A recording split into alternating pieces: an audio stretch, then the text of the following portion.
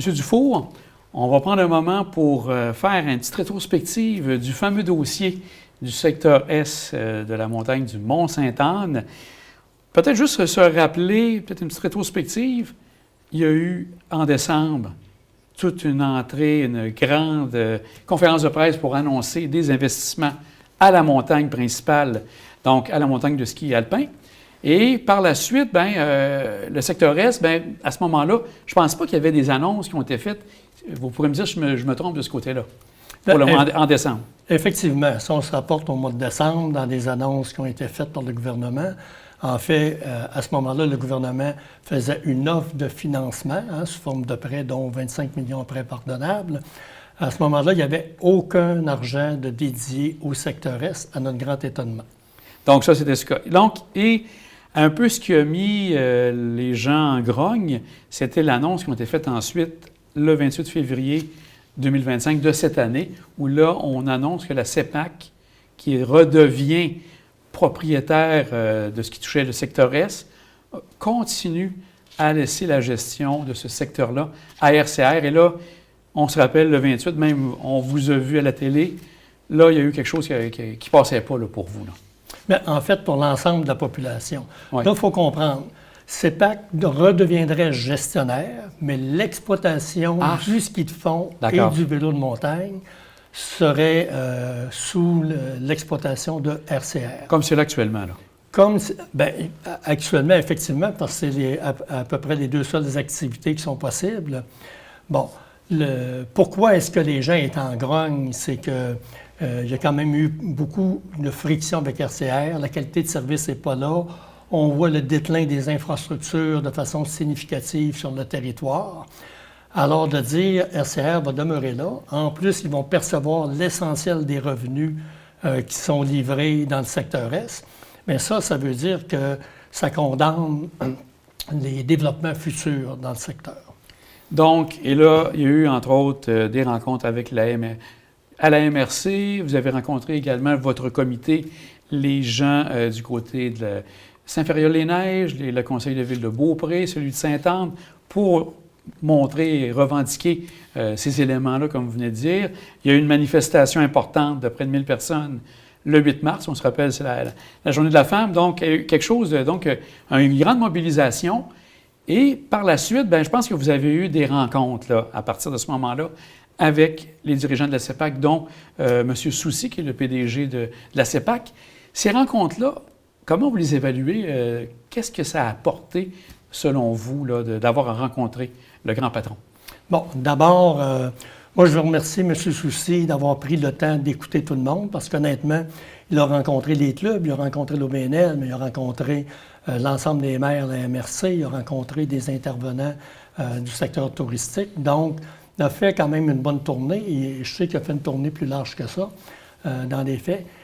Puis, je veux aussi féliciter les gens des clubs qui ont déposé des dossiers vraiment d'une très grande qualité à M. Soucy. Quand on parle des clubs, juste peut-être nous situer, quels sont ces gens-là? Bon, bien, c'est les gens, par exemple, le Club nordique Mont-Sainte-Anne, qui s'occupe du ski de fond, le Centre national Pierre-Harvey, qui fait le développement des athlètes dans le secteur, Club de vélo de montagne aussi. C'est, selon la Fédération québécoise de vélo, c'est une fédération dans la fédération avec tout près de 800 membres. C'est quelque chose de vraiment très important. C'est tous les gens qui font le développement puis l'entretien des sentiers, les trail builders, puis les groomers l'hiver, qui s'occupent de faire des sentiers pour le fat bike. Les gens qui espèrent accéder au territoire, c'est-à-dire club de randonnée pédestre.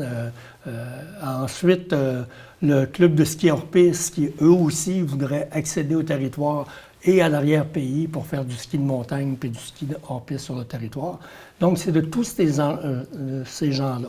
Que M. Soucy a rencontré, entre autres. Exact. Ça lui a permis de vraiment comprendre les besoins et les problématiques actuelles. Donc, je pense qu'aujourd'hui, ça, lié aux problèmes d'infrastructure, lié aux commentaires qu'il a eus sur l'exploitant actuel, il mesure l'ampleur du défi qu'il a devant lui.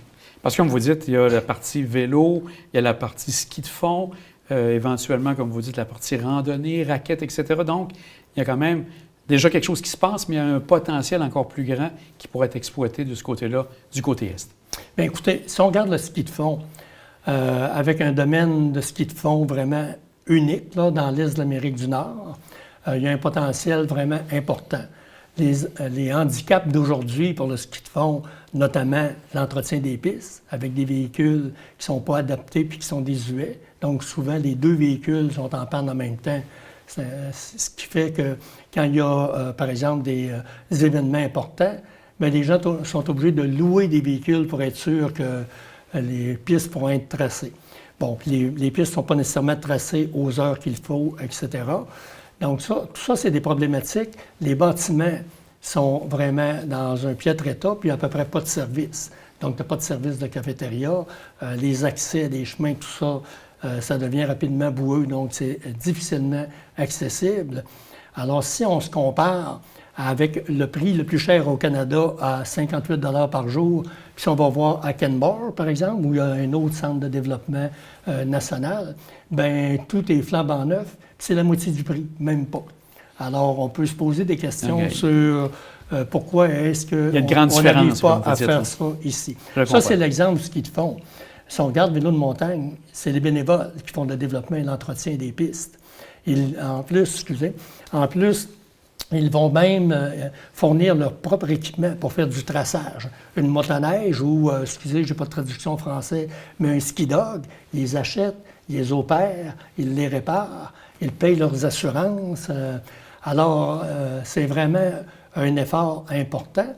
Puis, c'est sûr que le rapport pourrait continuer à l'être dans le futur, mais il devrait être appuyé par une équipe de permanents, être appuyé par une offre d'outils, de matériel. Ce qu'on comprend actuellement, ce n'est pas le cas. C'est absolument pas le cas aujourd'hui. Okay, je comprends. Donc, comme vous dites, meilleure compréhension du terrain et des problématiques pour M. Soucy. Prochaine étape, c'est qu'il va y avoir un rapport en juin, qui est un rapport préliminaire, on pourrait dire, d'un plan d'action qui va se préparer?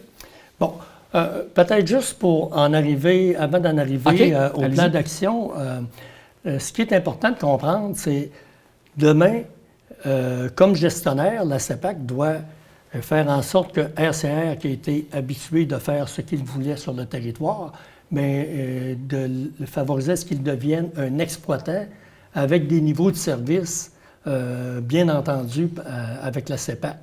Vous allez avoir de plus grandes exigences venant de la CEPAC à ce moment-là? Oui, tout à fait. Bien, je parlais tantôt d'entretien des pistes, de qualité de l'entretien, des heures d'entretien, les services à offrir dans des bâtiments, etc. Donc, tout ça, ça devra faire partie d'une entente de service. En parallèle à ça, comment on fait pour avoir un exploitant sur le territoire l'été et l'hiver, alors que tu veux avoir d'autres activités? Qu'est-ce qui va se passer à la Guérite tantôt pour faire une perception d'argent? Comment ça va pouvoir se faire? Si tu veux tenir des événements, comment tu gères les infrastructures qui sont communes? Qui paye pour les infrastructures qui sont communes? On veut faire un développement du vélo de montagne et de la randonnée pédestre sur tout le territoire. Bon, ça va avoir des incidences sur l'ensemble des activités. Qui va être capable d'opérer ça? Alors, ça, c'était la vision centre de plein air. Je vais revenir au préliminaire qu'ils vont déposer en juin après.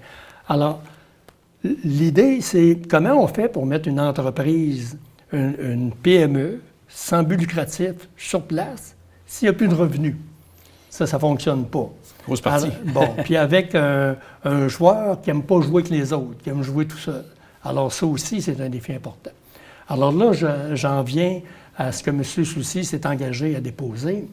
Ce qu'il dit, c'est qu'en juin, ils auront fait une vision préliminaire de comment est-ce qu'ils voient le développement. Parce qu'ils sont en accord avec la vision qui leur a été proposée par l'ensemble des clubs et l'OBNL. Ils sont tout à fait d'accord avec cette vision-là. Maintenant, dans un préliminaire, ils devraient être capables de dire c'est quoi le modèle de gestion qu'ils proposent, c'est quoi le financement. On se souvient, le gouvernement a dit pas de sous. Aujourd'hui, M. Soucy nous dit je vais vous écouter, on va faire un plan, mais je n'ai pas nécessairement de financement. Alors là, le défi, c'est de trouver une stratégie de financement. Alors, ça, ce sera le préliminaire. Et ce sera, puis là, l'ensemble des gens qui ont été consultés vont avoir des présentations et pourront s'exprimer. Ce sera suivi d'un plan directeur, qui sera confié à une firme. Alors, on va attendre beaucoup du plan directeur et on sera remis à contribution à ce moment-là. Un élément qui est important, quand on parle de l'entente qui va être régie entre RCR et CEPAC pour les activités de vélo et de ski de fond, bien, les critères à rencontrer, eux, vont être publics. Je ne dis pas que l'entente en tant que telle sera publique, mais les critères, à atteindre seront rendus publics. Est-ce qu'avec tout ça, parce qu'avec les rencontres que vous avez eues, sentez-vous que la CEPAC aura plus de mordant que par les années passées où il y avait peut-être cette possibilité d'intervenir, mais est-ce que vous sentez qu'ils vont pouvoir davantage intervenir et demander des comptes à RCR? Bien, M. Soucy tente de nous en convaincre. Nous, avec le passé qu'on connaît... Il y a un côté sceptique? on a tendance à être tout le monde sceptique, mais on va donner la chance aux coureurs. Alors, l'OBNL va conserver la même vision. Nous, ce qu'on veut, c'est que ce territoire naturel-là soit préservé. L'autre élément important, c'est qu'il puisse se développer en accord avec ce que la communauté veut avoir. La communauté, ça inclut bien sûr les clubs, ça inclut l'industrie touristique. Et on va continuer à les suivre de près pour s'assurer que les prochaines étapes vont aller dans le bon sens. Et j'espère qu'on ne sera pas obligé de retourner dans la rue parce qu'on ne sera pas content de ce qui nous est annoncé. En tout cas, ça semble quand même avoir un certain sens et on sent qu'il y a une volonté, en tout cas du côté de la CEPAC, de prendre le temps d'avoir écouté et de voir les problématiques. On va surveiller aussi avec grande attention M. Dufour. On va sûrement l'occasion de se reparler à l'automne de tout ça, voir qu'est-ce que ça a évolué. Un grand merci d'être passé nous rencontrer. C'est moi qui vous remercie, puis un beau bonjour à tous vos auditeurs. Puis je veux remercier tous les gens qui ont pris la peine de se déplacer par un grand froid quand on a fait la manifestation. C'était pas évident, puis c'était très spontané. Alors, un grand merci à tous ceux qui nous appuient, à tous ceux qui se sont déplacés spécifiquement pour cette manifestation-là. On va suivre le tout avec grande attention. Merci à vous. Merci.